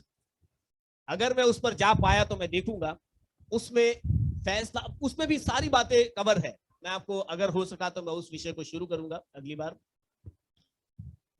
उसके अंदर भी एक खास विषय है कि हमारे जीवन के फैसले क्या मायने रखते हैं। एक गलत फैसला कहां से कहां ले जा सकता है, and we have to learn. यह हमें सीखना होगा। कई बार हम अपने जीवन का फैसला आनंद फानंद में ले लेते हैं, लेकिन वो फैसला हमें कहां पर लेके जाएगा उसको कभी भी नहीं, हम उसका कैलकुलेशन या उसका आकलन कभी नहीं करते हैं। सो डिसीजंस बहुत महत्व रखते हैं। सो आज का जो हमारा उसका जो 9वां परीक्षा यूसुफ का, उसके ऊपर हम ध्यान देंगे। सबने उन अध्यायों को पढ़ लिया है जो मैंने आपको बताया था। उत्पत्ति की पुस्तक 37वें अध्याय से लेकर आपको तकरीबन 49 यानी कि पूरे 50 आखिरी आयत तक भी, अध्याय तक भी पढ़ लेते तो भी चल जाता। शायद आपने नहीं पढ़ा होगा, इसलिए आपके चेहरे बता रहे हैं वो, अरे पास्टर आज भी रह गया। पढ़ते तो अच्छा रहता, क्योंकि जो मैं आपको बता रहा हूं ये आपको समझने में और भी आसान हो जाता, आपको तुरंत समझ में आता, क्योंकि आपने पहले से ही वो नजारा देख लिया है। जब आप बाइबल का अध्याय पढ़ते हो तो ये इसलिए नहीं कि आप पढ़ने के लिए, सीखने के लिए पढ़ रहे हो, ऐसा नहीं। जब आप पढ़ते हो तो जो पढ़ा है उसकी एक तस्वीर आपके जहन में बन जाती है। जब यूसुफ जेल में गया था तो जेल के अंदर उसके साथ क्या क्या हुआ था, वो सारी बातें आप पढ़ते हो और आपको मालूम होता है। जब वो संदेश दिया जाता है ना, तुरंत आप कैच कर लेते हो, अच्छा ऐसा बात था। तो जल्दी से हम लोग निकालेंगे उत्पत्ति की पुस्तक, उसकी 50वीं अध्याय। डोंट फॉरगेट, भूलना नहीं, हम लोग स्वप्न से लेके मंजिल तक बढ़ रहे हैं, मंजिल पर पहुंच चुके हैं और उसके आगे हमारी कुछ खास परीक्षाएं शुरू होती है। जो समृद्धि की परीक्षा बीते हफ्ते हमने सुना, आज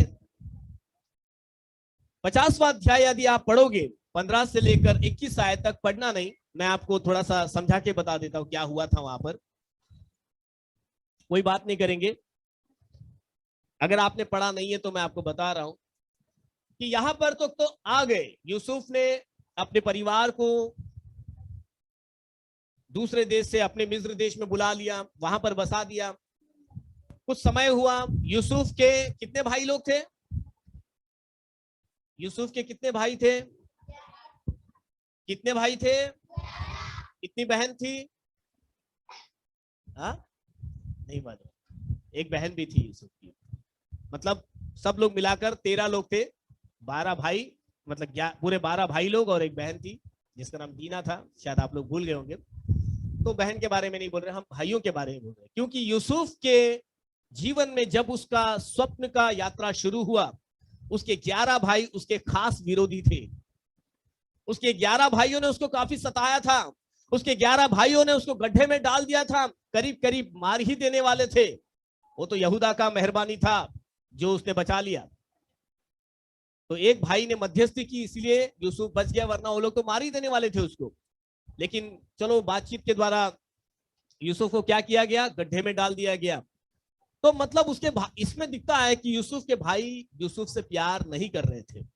उसका कारण था यूसुफ का अपना खुद का ही गलती। ऐसा नहीं कि हमारे शत्रु अपने आप से ही बन जाते हैं, कई बार हमारे ही फैसले, हमारे ही व्यवहार किसी को अपना शत्रु बना लेते हैं।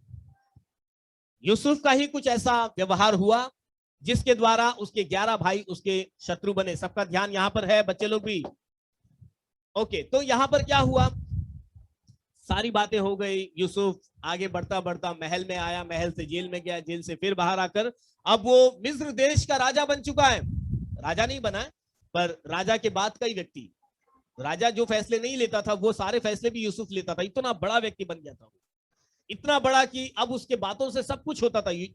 मिस्र के अंदर यदि वो बोले कि सब कुछ रुक जाए तो सब कुछ रुक ही जाएगा।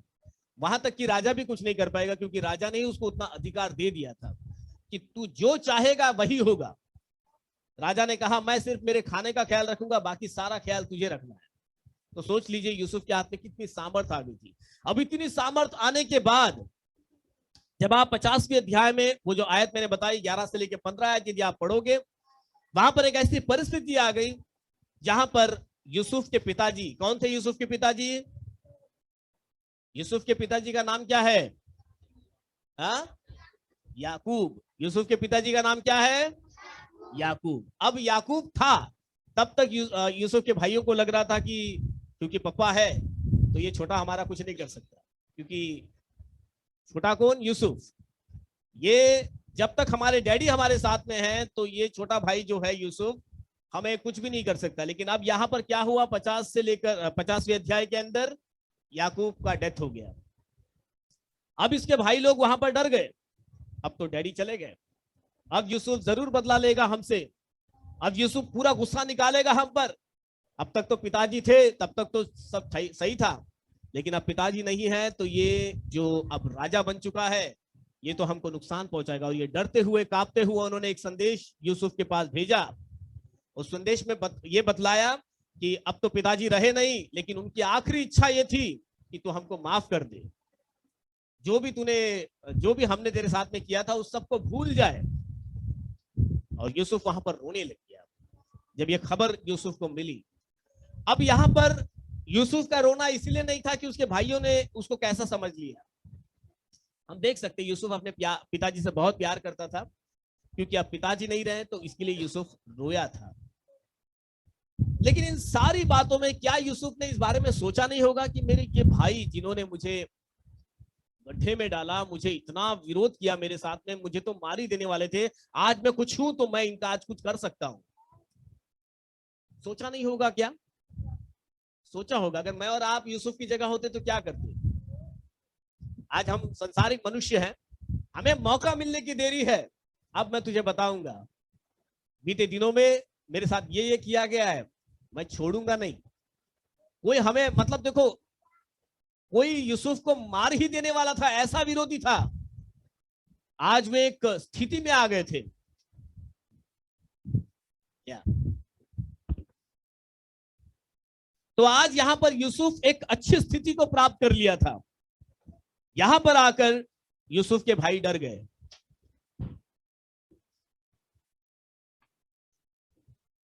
ओके, ध्यान दीजिए यहां पर उसके भाई चाहते थे कि यूसुफ उनको माफ कर दे। ये हमारी जीवन की यूसुफ के साथ यदि हम मिलान करें तो ये 9वीं परीक्षा है, माफी की परीक्षा। क्या हम किसी को अपने जीवन में माफ करते हैं क्या? ध्यान देना, मैं माफी के ऊपर बात कर रहा हूं। I am talking on forgiveness. Yusuf के भाई भी चाहते थे कि यूसुफ उनको फॉरगिव करे। यदि आपने ध्यान नहीं दिया होगा तो बाइबल के अंदर फॉरगिव, माफी, ये शब्द वहीं पर पहले से शुरू हुआ। जो शब्द वहां पर आप देख रहे हो, उत्पत्ति की पुस्तक 50वीं अध्याय, और उसके अंदर जो माफी लिखा गया है, फॉरगिव इंग्लिश के अंदर लिखा है, ये वहीं पर पहली बार वो माफी शब्द आया, और उसके बाद आगे माफी ही माफी है। बाइबल ही ऐसा एक मार्ग है जहां से हम माफी को प्राप्त करते हैं। बाइबल ही एक ऐसी पुस्तक है जो माफ करना सिखाती है। हालेलुया। यहां पर माफी के बारे में सीखेंगे। माफी का मतलब क्या है? कोई मुझे बताएगा क्या माफी मतलब क्या? कई बार लोगों को ऐसा लगता है चल तुझे छोड़ दिया, ये बोल दिया तो माफ हो गया। नहीं, वो तो दिमाग में रखेगा ही रखेगा। वो 6 साल बाद 10 साल बाद भी बोलेगा मुझे याद है 10 साल पहले तूने मेरे साथ में क्या किया था, मुझे याद है, मैं भूलूंगा नहीं। लेकिन 10 साल पहले उसने बोला था मैंने माफ कर दिया तुझे, तो क्या वो माफी हो गई क्या? प्रभु यीशु मसीह ने किसी को भी ऐसी माफी नहीं दी। प्रभु यीशु मसीह ने जब माफी दी तो माफ किया और उस गलती को भूल ही गया, हमारे लेखे से ही मिटा डाला उसने। माफी का मतलब क्या होता है? कि आजाद कर देना उस बंधन से, उस बोझ से। मैं आपको बताना चाहता हूं, आज संसार का 99% हिस्सा, यानी कि इतना मनुष्य जाति है, मैं कहूंगा कई लोग इसी शाप के अधीन है, माफी के बंधन के हालात के अंदर है, एक बॉन्डेज के अंदर है। वो क्योंकि उन्होंने किसी को माफ किया नहीं, किसी से माफी मांगी नहीं, आदान प्रदान हुआ ही नहीं, और ये सारी चीजों ने एक प्रकार का बंधन उनके जीवन में डालकर रखा हुआ है। मैं आपको बिंदु दर बिंदु आपको बताऊंगा किस तरह से हमें इसके साथ में व्यवहार करना है, इस माफी के साथ डील करना है हमको, क्योंकि बाइबल के अंदर माफी यह सर्वप्रथम आती है। अगर प्रभु यीशु मसीह ने क्रूस पर अपना बलिदान दिया तो उसका मुख्य कारण क्या था? माफी। हम जो गुनाह कर रहे थे उन गुनाहों की माफी मिल जाए। हमने जो गुनाहों से अपने ऊपर शाप लेकर आया था, उन शापों को प्रभु यीशु मसीह अपने लहू से तोड़ना चाहता था, हमें वो माफी देना चाहता था, इसलिए वो क्रूस पर चढ़ गया। प्रभु यीशु मसीह की इसकी कोई जरूरत नहीं थी, वो तो परमेश्वर थे, उनको तो कोई जरूरत नहीं। तुम तो बाइबल के अंदर इजराइल के साथ में परमेश्वर के नाराजगी को हम देख सकते हैं, क्योंकि तुम बार बार गलतियां करते हो, मैं बार बार तुमको माफ करता हूं। आइए इन्हीं बातों पर थोड़ा सा हम ध्यान दें। जल्दी से हम लोग निकालेंगे मत्ती उसके 6 अध्याय और 14 से 15 आयत को पढ़ेंगे। मत्ती 6 अध्याय 14 और 15। आज प्रभु भोज हमारे सामने है और यह जरूरी है कि प्रभु भोज को मैं और आप जब ग्रहण करने वाले हैं तो इन बातों पर पूरा ध्यान लगाए हम, क्योंकि यह बातें ही हमें प्रभु भोज में शामिल होने के लिए और भी योग्य बनाती है। इसलिए यदि तू मनुष्य के अपराध क्षमा करे तो स्वर्गीय पिता भी तुमको क्षमा करेगा। और यदि तुम मनुष्यों के अपराध क्षमा ना करोगे, और यदि तुम मनुष्यों के अपराध क्षमा नहीं करोगे तो तुम्हारा पिता जो तुम्हारे अपराध क्षमा ना करेगा। तो फिर जो तुम्हारा पिता है, जो तुम्हारी हर जरूरत पूरी करता है, जो तुम्हारे पुकारने पर अपने कान तुम्हारी प्रार्थना की ओर लगाता है, तुम्हारी हर जरूरत पूरी करता है, वह कहता है वह भी तुम्हारे अपराध क्षमा नहीं करेगा। सो क्षमा करना न करना ये बात आपकी मर्जी पर निर्भर नहीं है, ये परमेश्वर की आज्ञा है। हालेलुया। परमेश्वर ने यह आज्ञा दे रखी है कि यदि तू मनुष्य के अपराध क्षमा नहीं करेगा तो मैं भी तेरे अपराधों को क्षमा नहीं करूंगा। और यदि आप चाहते हो कि मेरे अपराध क्षमा किए जाए तो चाहिए कि हम मनुष्यों के अपराध, जो मेरे साथ में व्यक्ति है जिसने मेरे साथ कुछ गलत किया है, मैं उसको माफ करूं। हालेलुया। तो यह आज्ञा है, यह ऐसा नहीं है कि मैं देखूंगा मुझे करना है कि नहीं करना है, मुझे कौन सिखाएगा, मुझे कौन कहेगा, तो मैं कहूंगा कि आपका स्वर्गीय पिता आपको आज्ञा देता है कि तुझे माफी देनी है। हालेलुया। इसके बगैर तुझे ऊपर से ही माफी मिलेगी नहीं। यदि तू मनुष्यों के अपराध क्षमा नहीं करेगा तो तुझे अपराध तो क्षमा करना है। इन सारी बातों को यदि आप देखते हो, उसी के मत्ती 5वें अध्याय के 24वें वचन में क्या लिखा है, देखो।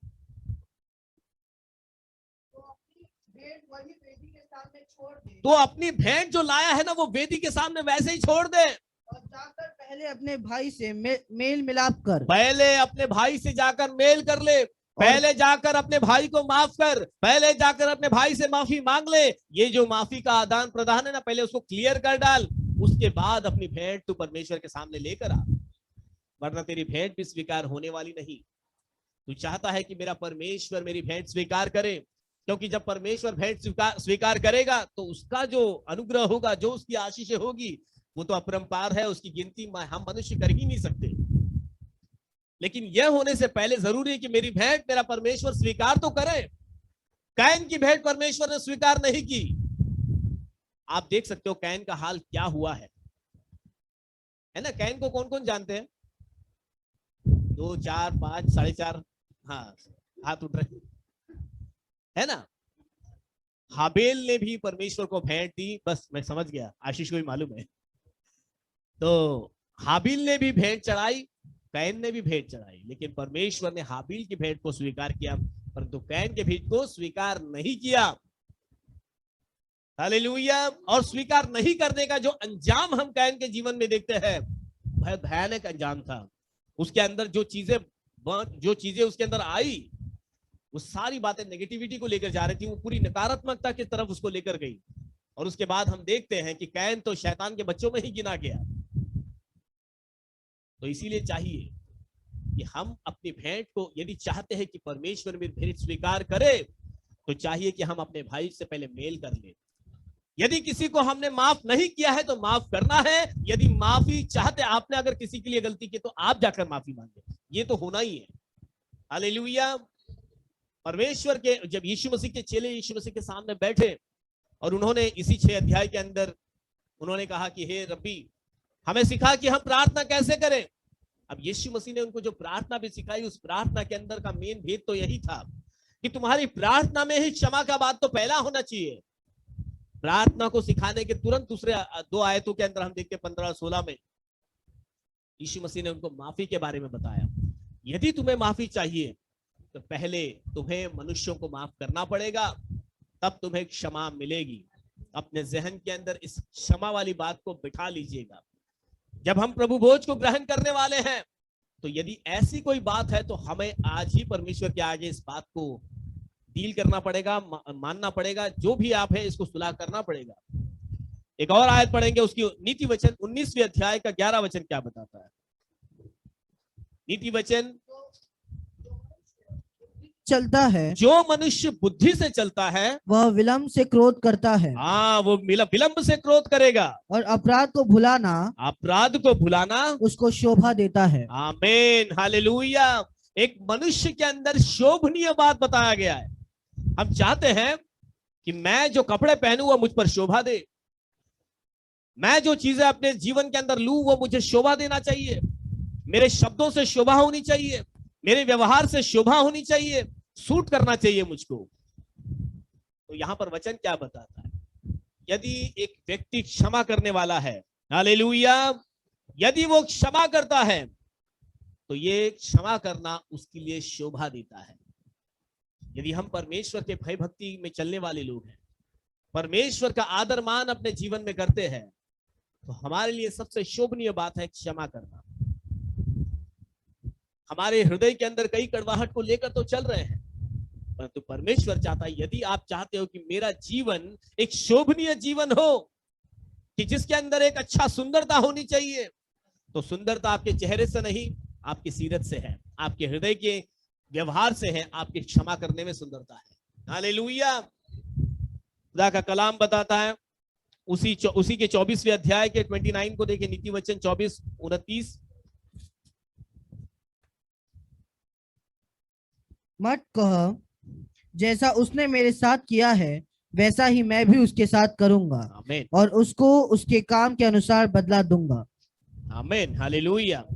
तो ऐसा ना कहे, जैसे मैंने शुरुआत में कहा कि जैसा उसने मेरे साथ किया मैं वैसा ही उसके साथ में करूंगा और उसको उसके काम के अनुसार मैं बदला दूंगा। नीति वचन हमेशा हमें जीवन का मार्ग बताती है। नीति वचन हमें हमेशा बुद्धि की बातें सिखाती है। हालेलुया। तो बुद्धि की बात तो यही है कि आप विरोधी से बदला लेने वाले ना बने। जैसा आपसे किसी ने किया मैं वैसा ही उसके साथ करूंगा। बाइबल तो बताती है, तू जो चाहता है कि लोग तेरे साथ करें वैसा तू कर। तो क्या चाहता है तू? यदि तू चाहता है कि कोई मुझे क्षमा ही ना करे तो तू भी किसी को क्षमा मत करना। और यदि तू चाहता है कि मैं क्षमा चाहता हूं कि लोग जो है मुझे दोष में न गिने जाए, तो तू भी दोषी मत रहना फिर। हालेलुया। बाइबल का वचन सच्चा है, बाइबल का वचन परखा हुआ है। हालेलुया। और वो कहता है यदि तू जो चाहता है कि लोग तेरे साथ करें तू उनके साथ वैसा कर। यदि तू लोगों को क्षमा करेगा तो तुझे भी क्षमा मिलेगी। बाइबल का वचन बताता, मत कहे कि जैसा उसने मेरे साथ किया वैसा मैं करूंगा। नहीं, तू जो जैसा करेगा वैसा तुझको मिलेगा। हालेलुया। एक और आयत को पढ़े, उसी के कुलुस्सियों की पुस्तक 3 अध्याय 12 और 13 में। कुलुस्सियों की पत्री 3 अध्याय, जल्दी से हम पढ़ेंगे। इसलिए परमेश्वर के चुने हुओं के समान, हाँ? जो पवित्र और प्रिय है, बड़ी करुणा और भलाई और दीनता और नम्रता और सहनशीलता धारण करो। आमीन। और यदि किसी को किसी पर दोष देने का कोई कारण हो, यदि किसी को किसी पर दोष देने का कोई कारण हो, तो एक दूसरे की सह लो। यहाँ पर सहने के लिए कहा गया है, सह लो। और एक दूसरे के अपराध क्षमा करो। एक दूसरे के अपराध क्षमा करो, जैसे प्रभु ने तुम्हारे अपराध क्षमा किए। जैसे प्रभु ने तुम्हारे अपराध क्षमा किया है वैसे ही तुम भी करो। वैसे ही तुम भी करो। हालेलुया। 12वीं आयत बहुत खूबसूरती के साथ कहती है, परमेश्वर के चुने हुओं के समान पवित्र और प्रिय है। हालेलुया। बड़ी करुणा और भलाई और दीनता, नम्रता, देखो पूरा लिस्ट है वहां पर इन सारी बातों के साथ में। और यदि किसी पर दोष लगाने का कोई कारण हो तो उसको क्षमा करो। हालेलुया। ये क्षमा करने वाली बात या किसी पर दोष ना लगाने वाली बात जो है ना, ये परमेश्वर के चुने हुए में देखी जाती है। Hallelujah. We have to prove that. अगर मैं आज परमेश्वर में चुना हुआ हूं तो मुझे इसको साबित करना होगा। सिर्फ मैं ये कहकर नहीं चलेगा कि मैं चुना हुआ हूं। यदि मैं चुना हुआ हूं तो ये मेरे लिए बड़े सौभाग्य की बात है। ये मेरे लिए बहुत ही उम्दा बात है। करोड़ों में किसी को मिला नहीं, मुझे मिला है कि मैं मसीही हूं। हालेलुया। लेकिन यदि मैं मसीही हूं तो मुझे साबित करना होगा। यदि मुझ में मसीहियत है तो मसीहियत में माफी सबसे नंबर 1 पर आती है। हालेलुया। सबसे पहले आती है, क्योंकि प्रभु ने सबसे बड़ा उदाहरण माफ करके ही दिया है। लोगों ने मारा, शरीर का मांस उधेड़ के निकाल दिया। हमें तो एक सुई चुभा दो तो सपाट करके उलट कर एक दे देंगे हम। ठीक से सुई पकड़ने आती नहीं है। हाँ, ठीक से ये करने का मतलब हम तो बिल्कुल एक सेकंड बर्दाश्त नहीं करेंगे, तुरंत हमारा प्रत्युत्तर आ जाएगा और उससे भी दुगने तेजी से आएगा और ज्यादा घाव करेगा वो।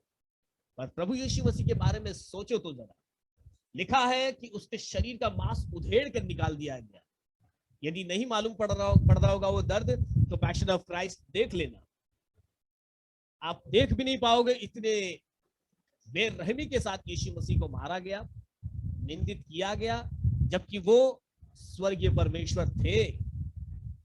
उन्होंने इस संसार में यह साबित कर दिया था। और क्या साबित करना रह गया था जब 4 दिन के सड़े हुए लाजर में जीवन डाल दिया। हालेलुया। लोगों ने उस परमेश्वर को जमीन पर देख लिया था कि ये तो परमेश्वर ही है। ये कौन मनुष्य कर सकता है कि खत्म हो चुका मनुष्य में जीवन भी आ गया, मांस आ गया, हड्डी सब कुछ वापस आ गया। ये तो परमेश्वर ही है।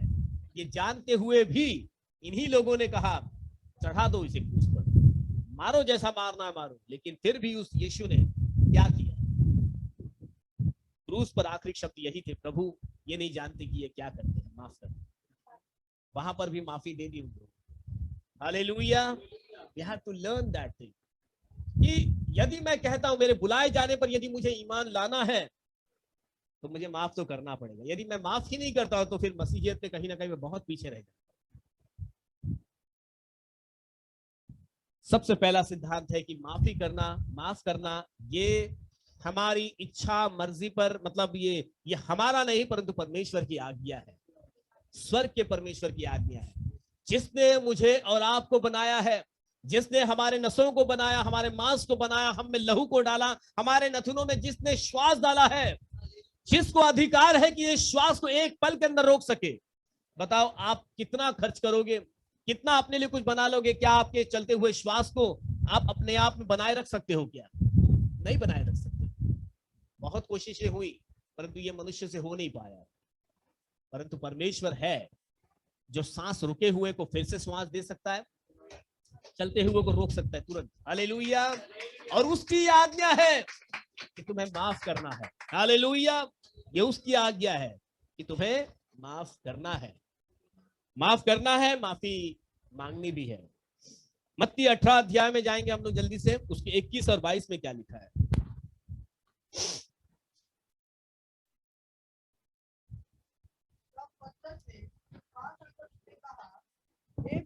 हे प्रभु, यदि मेरा भाई अपराध करते रहे, मेरा भाई अपराध करेगा तो मैं कितनी बार उसे क्षमा करूं? हाँ, मैं क्षमा तो करता हूँ, मसीहत को मैं सिद्ध तो कर लेता हूँ, मैं परमेश्वर की आज्ञा भी मानता हूँ, परंतु ये मैं कितनी बार करूं? क्या 7 बार तक? हाँ, 7 बार करूं। यीशु ने उससे कहा, हाँ? मैं तुझसे यह नहीं कहता कि 7 बार तक, वरन 7 बार के 70 गुने तक। हालेलुया। मैं तुझसे ये नहीं कहता कि तू 7 बार करे, परंतु 7 बार के 70 गुने 490 बार करके रुक जाना है क्या? 7 × 7 × 70 कितना होगा? 490। तो 490 बार माफ करके फिर अब एक हो जाएगा ना, तो अब तो फिर मैं कर दूंगा जो करना है। नो, मैं आपको एक उदाहरण बताता हूँ। ऐसे उदाहरण मतलब एक सवाल पूछूंगा ऐसे, जैसे अभी हमने देखा बाइबल के अंदर लिखा है। कई लोग बाइबल को लिटरली भी ले लेते हैं। लिटरली मतलब प्रभु ने बाइबल में क्या कहा? कोई एक गाल पर मारे तो दूसरा गाल दे देना। तो एक सभ्य व्यक्ति जो बाइबल पढ़ने वाला जाके दूसरा गाल भी दे देगा, लेकिन जब दूसरे गाल पर भी पड़ेगा तब वो आदमी खुद अपना दे देगा। मैंने तो इसी दे दिया था, तूने फिर दे दिया। तो वो लिटरली ले लेगा कि बस प्रभु ने तो कहा था एक ही बार दूसरा गाल देना, तीसरी बार के लिए कुछ लिखा ही नहीं है। अब यहाँ पर लिखा है क्या मैं 7 बार माफ करूं? पतरस ने पूछा, तो यीशु ने कहा 7 बार के 70 गुना माफ कर, मतलब 7 into 70, तो 490 बार वो गिनता बैठेगा। देख, एक बार माफ किया, 2 बार माफ किया, तीसरी बार, चौथी बार, बस 490 हो जाए, उसके बाद देखता हूँ दिन में। आप क्या चाहते हो कि परमेश्वर आपको कितनी बार माफ करे, या आप क्या चाहते हो कि कोई आपको कितनी बार माफ करे? कोई गिनती बताओगे आप? नहीं, मुझे 1 बार माफ करो, 2 बार माफ करो, 3 बार माफ करो, कोई नंबर है आपके पास? हम तो हर रोज गलती करते हैं, है ना?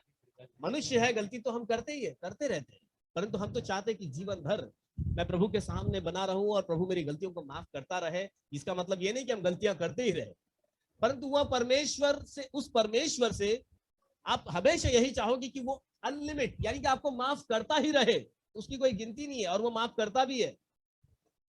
पता है आपको, आपकी हर गलती प्रभु यीशु मसीह को फिर से क्रूस पर चढ़ा देती है। हमारे गुनाहों के लिए, हमारे गलतियों के लिए वो क्रूस पर चढ़ा। तो क्या वो गलतियां एक ही बार कर दी और वो एक ही बार क्रूस पर चढ़े? क्या हम जितनी बार गलती कर रहे हैं ना, उतनी बार यीशु मसीह को क्रूस पर चढ़ा देते हैं, और उतनी बार यीशु मसीह क्रूस पर से बोलते, प्रभु ये जानते नहीं, इसको माफ कर दीजिए। सोच लीजिए, आप कितनी बार चाहते हो कि कोई आपको माफ करे, उतनी बार आपको भी आपके विरोधी को माफ करना होगा। There is no any specific number. 7 बार के 70 गुने को लिटरली नहीं लेना। यीशु मसीह को कहना है कि अनलिमिट तुझे माफ करते जाना है। हालेलुया। नहीं, 2 बार तो मैंने माफ कर दिया था, अब नहीं माफ करूंगा। 4 बार तो माफ कर दिया, 2 साल से माफ कर रहा हूं, 4 साल से माफ कर रहा हूं, फिर भी माफ करना है, क्योंकि मैं मसीह हूं, क्योंकि मुझे बाइबल ऐसा सिखाती है, क्योंकि स्वर्ग का यह आदेश है, मुझे तो करना है, माफ तो मुझे करना है। क्योंकि माफ नहीं करूंगा तो फिर मैं कैसे ऊपर जा पाऊंगा? ये माफ न करने वाली बात भी ना हमको बांध कर रखती है। आप देख लीजिए, कभी बैठकर सोचिए कि किसी को आपने माफ नहीं किया है, यह बात आपको बड़ी प्लीजिंग, मतलब छुटकारे वाला फील देती है क्या आपको? कभी भी नहीं। कहीं ना कहीं आपके विवेक के अंदर ये बात आपको खींचती रहेगी नीचे की तरफ, वो आपको ऊपर जाने देगी नहीं। लेकिन आप एक बार माफ करके देख लो, ऐसे करके देखो। मैं कह रहा हूं, ये 1 हफ्ता आप लोग प्रैक्टिस करो। जिन को आपने माफ नहीं किया है, जाइए, मिलिए उनसे, बात कीजिए। कई बार आपने कठोरता के साथ में बांध कर रखा होगा अपने आप को, मैं तो कभी बात ही नहीं करूंगा इसके साथ में, जाकर थोड़ा बात कर देख लीजिए। अगले संडे आप आकर मुझे बताइए कि आपके जीवन का वो अनुभव क्या रहा होगा। आपको इतना हल्का लगेगा, मैं बोलता हूँ, ऐसा मालूम हो जाएगा कि आपने कोई चैन तोड़ दिया है। ये जंजीरें आप ही ने बनाकर रखी है, जो आप ही तोड़ सकते हो, बस चाहिए कि आपको माफ करना। Hallelujah. You have to forgive. Hallelujah. 1 कुरिन्थियों 13 अध्याय का 5 वचन।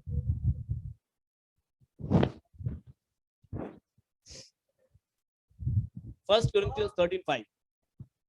वह अनरीति नहीं चलता, वह अपनी भलाई नहीं चाहता, झुंझलाता नहीं, बुरा नहीं मानता। बस प्रेम, यदि आप मसीही प्रेम के साथ में चल रहे हो ना, वो माफी की गिनती नहीं रखेगा। अगर मसीही प्रेम के साथ में चलते हो तो वो हिसाब नहीं रखेगा, वो तो भूल जाएगा, गलती किया कोई बात नहीं। आप अपने बच्चों से प्यार करते हो, मैं बड़ों से भी बात करता हूँ, बच्चों से ही बात करता हूँ। बच्चे अपने माता पिता से प्यार करते हैं, माता पिता अपने बच्चों को प्यार करते हैं। जब आपके बच्चे या आपके माता पिताओं में जब गलतियों का आदान प्रदान होता है, तो कितने समय तक आप उसको पकड़ के रखते हो? नहीं, आप तुरंत उसको माफ कर देते हो, क्योंकि आप प्यार कर रहे हो, है ना? वो प्यार में आप उस बात को केयर ही नहीं करते, कोई बात नहीं यार, कोई बात नहीं, दोबारा मत करना। हालेलुया। वही प्रेम आपको हर उन मनुष्यों से करना है जो परमेश्वर के हाथों से रचा गया है। इस सृष्टि का हर प्राणी, हर व्यक्ति जो हमारे सामने है, वो परमेश्वर के हाथों से रचा गया है। 1 पतरस उसके 4:8 को पढ़ेंगे जल्दी।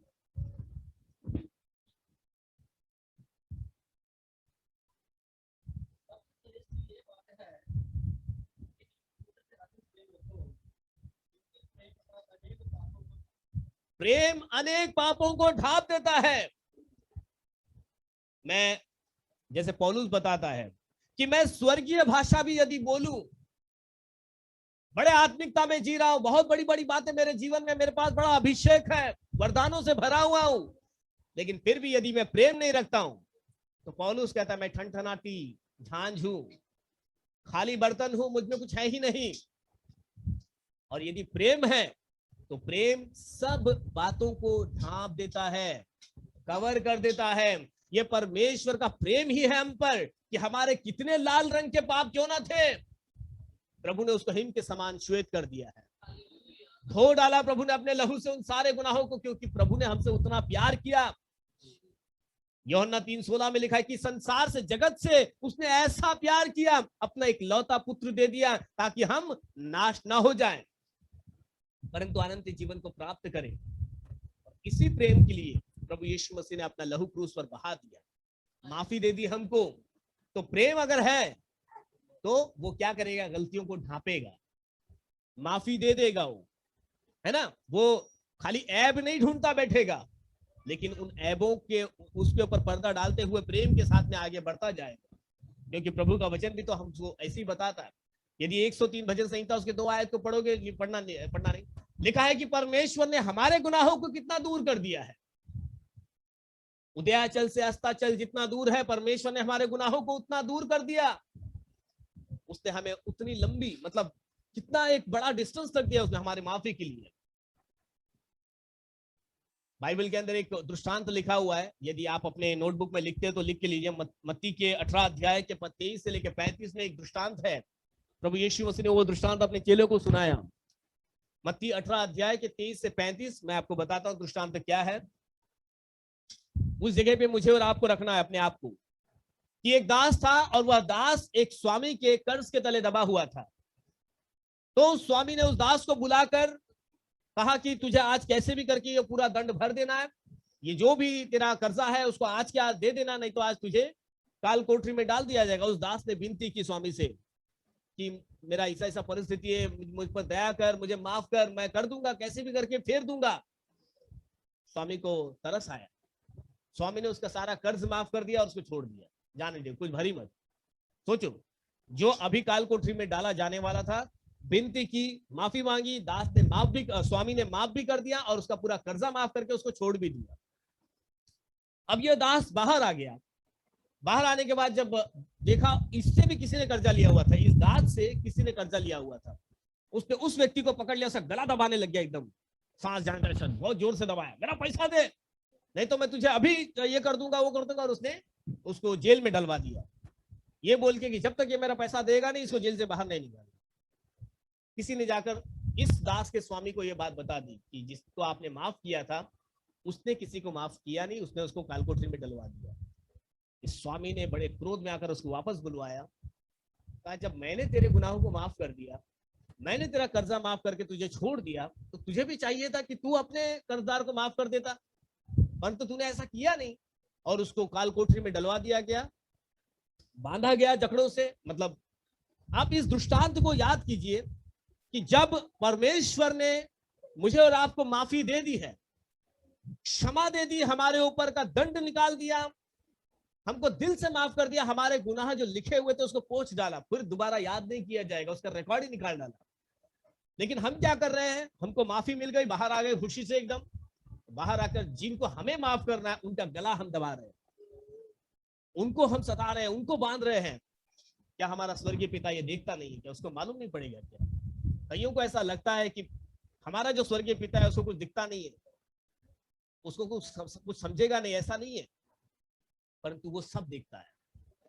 और फिर वो हमको बुलाएगा न्याय के समय, वो हमसे यही बात पूछेगा, जब मैंने तुझे माफ किया है तो तुझे चाहिए था कि तू भी उनको माफ करना चाहिए था। लेकिन ऐसा नहीं करके फिर इस स्वामी ने इस दास को कहां डाल दिया, जेल में डाल दिया, सांकलों में जकड़ा गया वो। जब हम किसी को माफ नहीं करते हैं तो मेरे भाइयों और बहनों याद रखिए, यह हमको ही बंधन में डाल रही है। समझ रहे आप? जब हम किसी को माफ नहीं कर रहे हैं, एक अनसीन चैन्स हम अपने आप में बंधवा लेते हैं। चाहिए कि जब मुझे और आपको माफी मिली है ऊपर से, तो हम भी चाहिए दूसरों को भी माफ करें।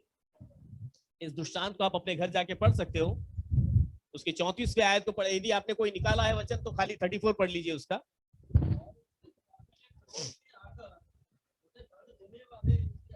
दंड देने वाले के हाथ में सौंप दिया। हाँ, आमीन। तो हमें भी ध्यान रखना है कि हम भी अपने दंड देने वाले के हाथ में न सौंपे जाए। समय हमें अनुमति दे नहीं रहा, समय काफी निकल रहा है, लेकिन मुझे बातें तो और बहुत करनी है, परंतु सबसे अंत में मैं यही कहूंगा कि परमेश्वर ने मुझे और आपको अपने संतान बनाया है और हमें ये ऊपर से आज्ञा दी है कि मैं और आप एक दूसरे को माफ करें। यूसुफ के भाग में आप यदि जाओगे वापस, तो वहां पर आप अगर वापस जाकर पढ़ो, वही 50वें अध्याय में आगे आप देखने पाओगे, यूसुफ ने अपने भाइयों को तो कब का माफ कर दिया था। यूसुफ ने तो अपने भाइयों को तो कब का अपना बना लिया था। बल्कि यूसुफ ने तो अपने भाइयों को यह भी कहा, ये तुम्हारा वो करना वो परमेश्वर की ओर से ही था, मैं तुम्हारे आगे इसीलिए भेजा गया हूं, तो जो भी हुआ वो कोई बात नहीं है। बिल्कुल यूसुफ ने उन सारी बातों को बिल्कुल सिरे से नकार दिया था। यूसुफ इस परीक्षा में पास हुआ है। मैं और आप भी उस परीक्षा में पास होना बहुत जरूरी है। यदि किसी के प्रति नाराजगी हमारे हृदय के अंदर है, हमने किसी का क्रोध अपने जीवन में रखा हुआ है, किसी से हम नफरत कर रहे हैं, तो आज ही हम परमेश्वर के आगे इस बात का फैसला करें कि ऐ खुदावन, जब तेरी आज्ञा है तो मैं उसके आगे अपनी बातों को नहीं लेकर जाना चाहता हूं, परंतु मैं दिल से उनको माफ करना चाहता हूं। और यदि आपको किसी से माफी मांगनी है तो आप मांग सकते हो, इसमें कोई बड़ी छोटी बात नहीं हो जाएगी। वो ये आपके लिए स्वर्ग में बहुत बड़ी बात हो जाएगी। हालेलुया। इस पृथ्वी पर तो ये ऐसी छोटी सी बात है वो, लेकिन स्वर्ग में वो बहुत बड़ी बात लिखी जाएगी। आपके जीवन के बड़े बड़े बंधन टूट जाएंगे यदि आप माफी मांगोगे और माफी दे दोगे किसी को। हालेलुया। सो हमें इस परीक्षा में पास होना है। क्यों पास होना है? क्योंकि उस मंजिल पर हमें पहुंचना है। हमें उस मंजिल पर पहुंचकर परमेश्वर के नाम पर ईमान लेकर आना है कि प्रभु ने यदि मुझे बुलाया है तो मैं उस बुलाहट को सार्थक करना चाहता हूं। Hallelujah, hallelujah, hallelujah, hallelujah.